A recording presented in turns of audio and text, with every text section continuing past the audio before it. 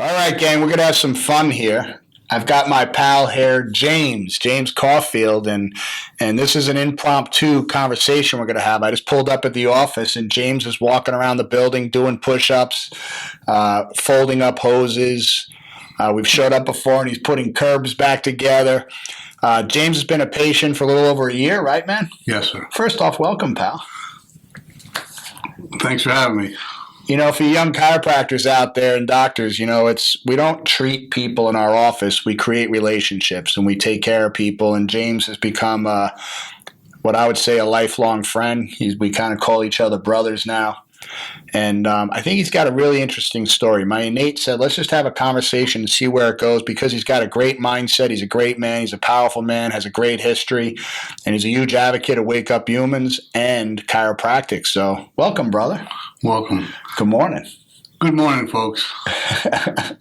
I was in a bad car accident back in the early 80s. A friend of mine died, decapitated. I went through the sunroof and landed in a cornfield in New York State. It was tough.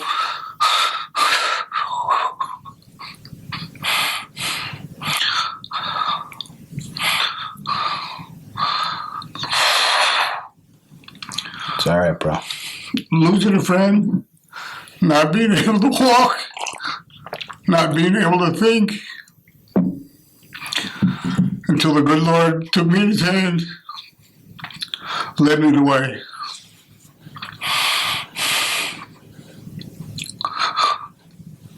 I went to a chiropractor for 6 months, every day, in Milford, Pennsylvania. And this guy took care of me, worked on a contingency basis. And I was playing basketball, back into bowling and doing activities that, I never thought I'd be able to do again. My mind rejuvenated, and I have a great mind, but then I've been blessed with Parkinson's. As you can see, I'm shaking a little bacon. But life is good. I lost a friend, but I've gained a lot. I met Lucas Matlock, Dr. Lucas Matlock, on a golf course. He introduced me to Steve Judson, Dr. Steve Judson. That's me. And met his family, and we became brothers. I lost a brother. He has a brother that's semi-lost. I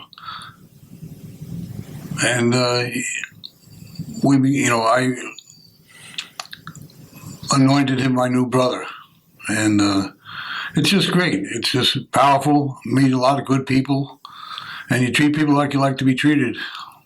Life goes better. Life goes better. It's the irony here is, like he said, he met Dr. Lucas on the golf course. And I think they heard you yelling at somebody or... No, actually, the guy was giving me the rules and regulations of etiquette of golf. I said, hey, Dick Tracy, where'd you leave your squad car? And they started laughing. They said, we're not getting in a fight before we even get off the first tee. But it's just, I call a dog, and as you can see, we got the lone wolf here. And wake up, humans. That's right, man. So you look at that situation on the golf course, and then how he just opened up, which I didn't expect that. Like you just went, you just threw a right hook, man. You went right after it, and it's a heartbreaking freaking story, but you came through it, and it's like God's using you for a bigger message right now, and I think that's huge, man. Agreed. So you meet Lucas by chance, and you end up in our office, and everybody fell in love with you. I mean, it's hard not to immediately. It's true. I don't know what I have, a magnet or what, but I treat people like I like to be treated. And I met the coach of Marshall, Bobby Pruitt, one of the winningest college football coaches in the nation. Yeah. And he talked to me on the phone, said he had prostate cancer. He was challenging me to a golf match, and he couldn't play until the afternoon because he had prostate cancer. And I broke up and I said, I lost my dad to prostate cancer. And he said, geez, thanks a lot. You're wishing me well. Then we met on the golf course around noon, and he said, looking for James Caufield. Somehow he came out with the James Caufield, then he started calling me Paul for like 9 holes. I finally said to him, my name is not Paul, it's James. He said, well, do you ever meet a guy and you like him right away? Well, that's you. I'm taking you to dinner. Mm. We went out to dinner back in August, and we've been going out ever since, once a week. He said, we held hands, we said prayers, and he said, let's get one thing straight. I'm buying dinner. I said, under one condition, as long as I can reciprocate. You're my man. And we've been friends ever since. He's playing golf right now in Greenbrier, West Virginia, playing with another great football coach, Nick Saban, and a couple other coaches. Their names escape me at the present, but there's two probably one of the best coaches in college football under my eyes. And we were looking to get Joe Paterno's statue back there in Pennsylvania. Mm. I had the fortune. I'll fly to Sarasota and play golf with James, and I suck at golf. James is really good, so we just have a bunch of laughs. But he drives a boil a mile. Don't let him kid you. I just can't find it after I hit it. But then we had the pleasure of going over Coach's house, right? And, that was which turned into a dinner, which was probably one of the most powerful evenings I've had in a long time. And for those of you that were at DE this past time, James came and I spoke about that interaction. But that was a special night, man, that I will never forget. And it really helped. I always talk about changing 4 degrees towards improvement. That changed me 4 degrees somehow. Just being in the presence with you and your wife and his wife and Coach was just, we had a heck of a day. I mean, we spent hours together and it was powerful. He's a powerful man. He was with Dancing with the Stars. I think he's like Henny Youngman. He's a character. He's a real, he sees when you're down. He coached Randy Moss, coached Chad Pennington, Brian Lefkowitz, all who were Heisman Trophy candidates. Yeah. And he's just a regular Joe and treats people like we like to be treated. And that's how I tell you, he'll be at one of these meetings. Yeah, we're going to get him to DE to speak. I think he's a powerful man, but he's like walk softly but carry a big stick. Definitely. And I think he's got a powerful message that men need to hear. And I'm sure women need to hear it too. But as a grown-ass man, for me, he said some things during that day that I will remember the rest of my life. I told him I had to apologize. I took my phone out to take notes while he was talking. And I don't know how many times I've done that in my life. It was maybe the last time was with Dr. Sid Williams. But, I feel like, if you go back to your car accident and what could have happened to you, you could have been the one decapitated. You weren't. You could have lost your mind because you watched a friend go through that and you lost a friend, but you didn't. You took a beating, but you came through it. And now God's using you in a way. And I pull up today and you're walking around the building doing push-ups in the parking lot. Nothing happens by chance. And that's what, people need to wake up and understand is to, take the moment and just live it. And that's one thing I've seen you do, is just live in the moment. Like we go golfing and he's giving the groundskeeper Snapple. I call him Mr. Snapple. He'll bring a box of Snapples on the golf course and the guys cutting the lawn and the people working around the grounds, James is handing them out Snapples and they all know him by name and they're laughing and they're loving and you're powerful, man. And I just hope you realize that. It's just... Sit up straight. You're thinking. He's thinking, so he's getting deep in the mode, man. They call me the thinker. Yeah. But, no, it's great. Life is good. Do what you love what you do. Yeah. And I see something, I bring it in, I see it dropped on the ground. I didn't bring it here, but I saw some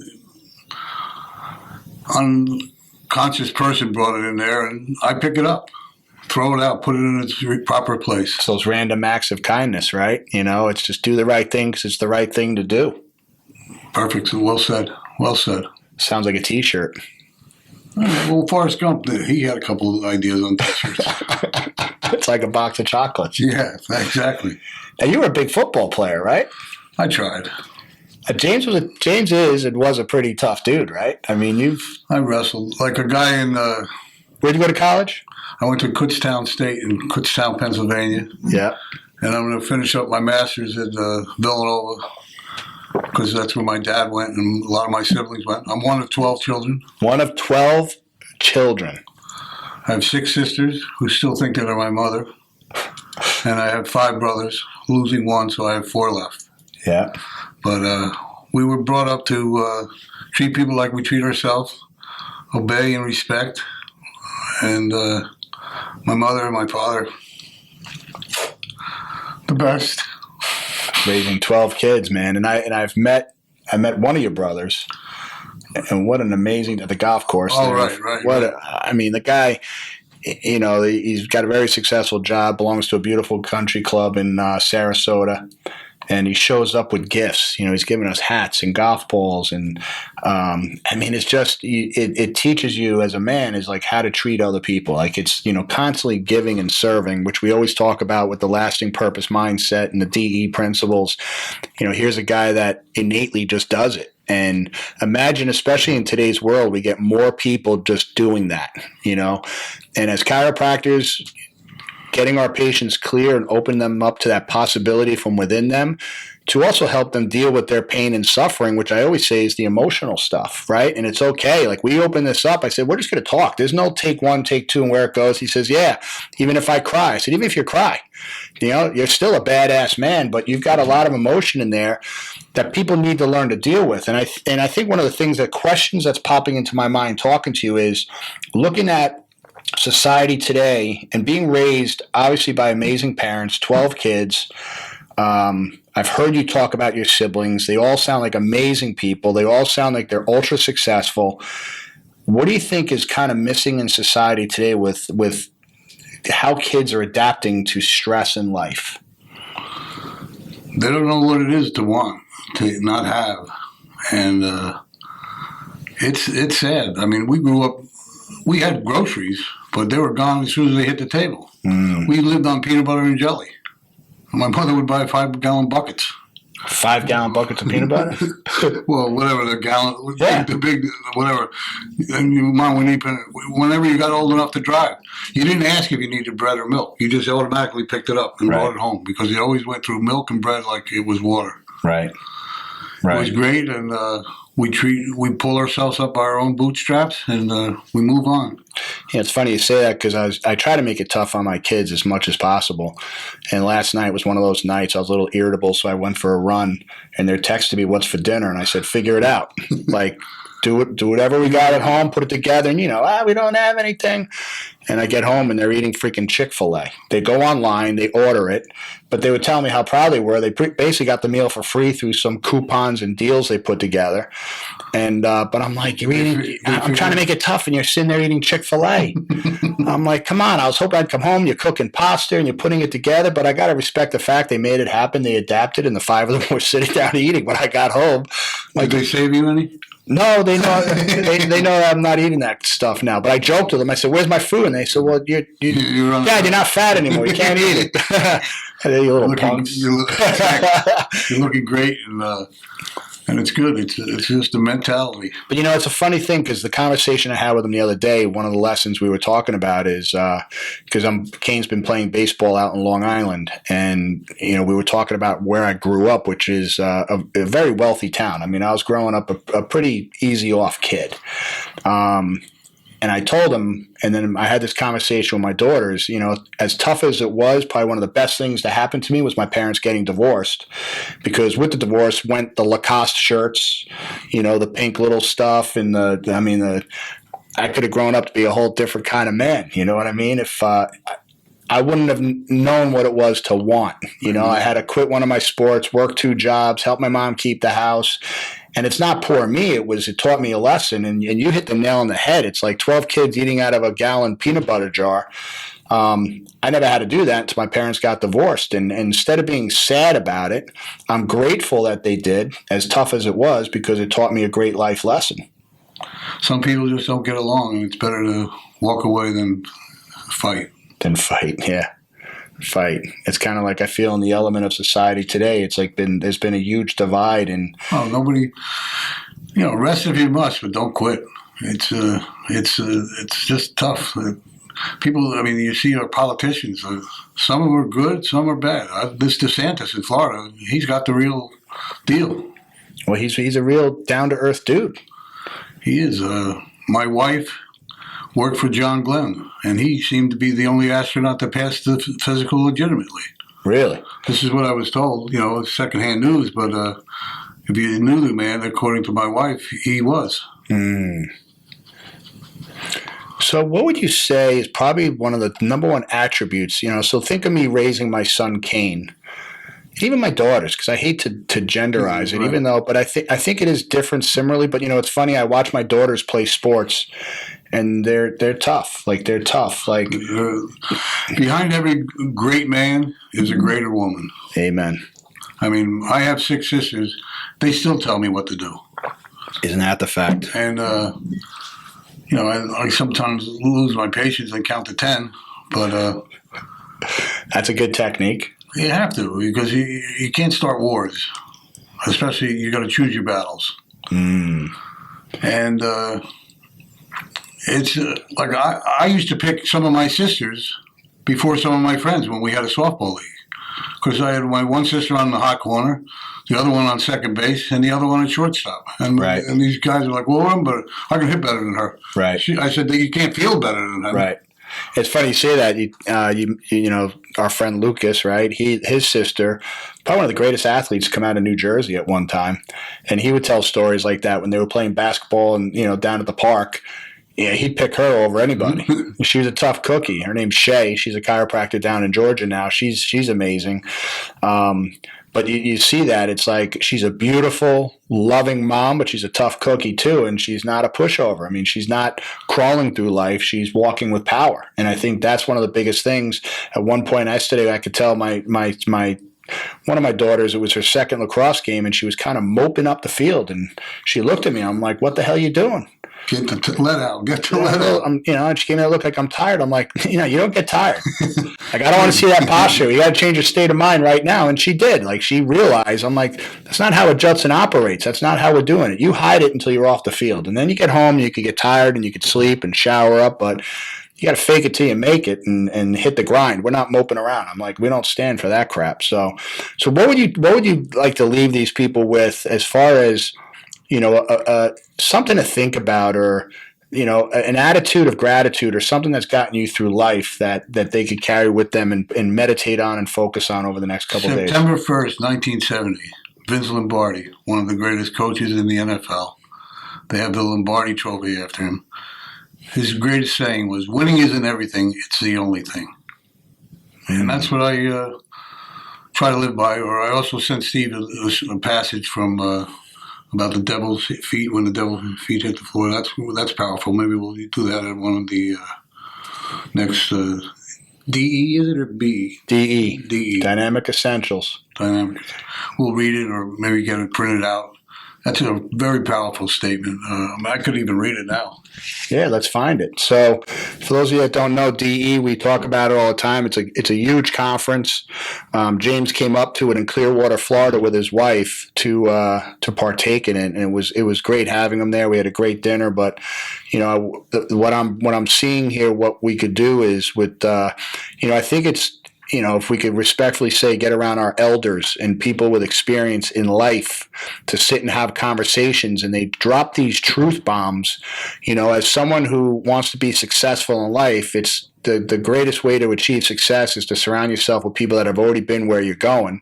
And sometimes you're not going to always learn what to do, but you're going to learn what not to do. And I think that's one of the beauties where, if you're going to pick someone to be a mentor, it doesn't necessarily have to be life was perfect, because life's never perfect. And I think if we could get honest and real with each other and realize that we all have a past, we all have faults, we all have proverbial skeletons in the closet, but there's no reason to hide them. I mean, I think if we could be truthful, and, James opening up, I mean, he opened this up with his deepest pain that he's dealt with in life. And I know James well. He's a tough dude. I mean, he'll roll with anybody. I mean, he was a competitive all-state wrestler that speaks from the heart, and he's legitimate. So one of the things I perceive is we bring him to DE, and one of the things we want to do is put these luncheons together and let people just sit and have a conversation and grow and feed off people like him and coach that can give them words of wisdom, where you just have a conversation, you don't know where it's going to end up going. And when one of the things I asked Coach Pruitt was what kind of coach was he? You know, was he hard-nosed, in their face, cursing, you know, what you would think your typical football coach was, because this guy is a potential Hall of Fame football coach. And essentially he said no. He said, you know, the coaching was done in practice, and you have your team of coaches that follow your system, and their job is to teach their receivers, their linemen, their running backs, the quarterback. That was their role. And if they weren't doing their job, the athletes were struggling, not having, you know, success, he would go to the coach and say, what's going on? He said, I coached the coaches. He wasn't out there hooting and hollering and screaming. And that's a huge lesson. When you look at the people you're surrounded with, you know, we can't judge them for their faults. It's just their experience in life, and who's been creating that experience for them. If it's not themselves, who did they learn from? And maybe they just need to get around different people, different coaches, different people with different attributes that could feed them towards success and lead them to be successful in life. And as a parent, that's one of the biggest things. You know, I got a soft spot in my heart for single moms, you know, trying to raise especially young men in today's society, let alone girls. I mean, what these girls got to go through. You know, one of the people I've been listening to is Gabriella Reese, who's an amazing volleyball player. She's married to Laird Hamilton, and they talk, I mean, how are they raising their kids, and to hear their dialogue. It's a good person to research and to understand their language with raising their children, and they're on top of it. You know, they're on top of their experiences and their social media and what's happening. And listen, we're not perfect. As much as Tammy and I are on top of it, our kids have flawed. Our kids have fumbled. Our kids have made mistakes. We've had blow-ups at home on things of like, how the heck did this happen? And we just have to dial it in and make an experience out of it, because it could always be worse, and we don't want it to be worse. So when I get around people like James, and I pull up today, and my gut says, have a conversation with this guy. I just listen. I don't debate. I don't say, well, maybe we should plan it out. When we do these podcasts, there's no script. There's no planning really per se. I mean, I'll take some notes on my yellow legal pad here if I have ideas and thoughts, but it's really, it's the outcome is the outcome that's supposed to be there for somebody. And that's the thing I've learned with a lot of the decisions I've made in life, especially raising children. Your gut's going to tell you the right thing to do. And sometimes it's not always what you're feeling you should do at the time, but 2 weeks, 2 months, a year later, you realize, thank God I did that. Thank God I listened to that instinct, and I was able to follow through, right? And the more you do that, it becomes like you exercise that muscle of listening to your instinct, listening to your innate, and you start seeing your life make a turn for the better, and there's less stress, and your outcomes become better outcomes, and less putting out fires in your life and trying to fix things all the time, which becomes very stressful when you're constantly trying to fix and create and rebuild. Instead of just pull the weeds out, go through the big workout, get all the garbage out of the garden, let's put beautiful things in there now, maintain it, nurture it, and love it, and watch where it goes. So James right now is looking on his phone for, what are we looking for? We're looking for a quote. That quote that I wrote you about the devil's feet hitting the floor. You wrote it to me? Yeah. And are you under my name there? No, I'm under Greg's. I couldn't find it under. I'm not under yours, but you can look under yours and mine. So we'll find it. If we don't find it now, then we'll I found the other one we said. We'll get back in here and do it again. Oh, you got some interesting pictures there, pal. Nice. Here's a good one here. You like this one? Yeah, we probably shouldn't put that on camera. He's got some blood in him still. We're good to see that. So, you know, at the end of the day, listen, I think there's a lot of messages people could get out of this, learning from James. And one of the biggest things is don't take life too seriously. And that's a great video, you know? It's a nice bikini. And to just roll with it and have fun. And no matter what happens to you in life, you can come through it. And James, let's leave with this, brother. What does Wake Up Humans mean to you? When you hear Wake Up Humans, now James is always wearing our swag. Him and Coach, they took an awesome picture going out to dinner. When you think of Wake Up Humans and you sport the swag, what do you think of, brother? Health. And health. Adjustment. My neck feels better. My body feels better. My posture's getting better. But Mark Litton wrote, a real man is a kind man, that when your feet hit the floor each morning, the devil says, oh, crap, he's up. Brother, life is too short to wake up with regrets. So love the people who treat you right. Forgive the ones who don't just because you can. Believe everything happens for a reason. If you get a second chance, grab it with both hands. If it changes your life, let it. Take a few minutes to think before you act, and when you're mad, forgive quickly. God never said life would be easy. He just promised it would be worth it. Today is Brother's Day. Send this to all your brothers, fathers, sons, and friends, women included. As I said earlier, behind every good man is a greater woman. Be strong, everyone. Amen. Drop the mic. Thank you.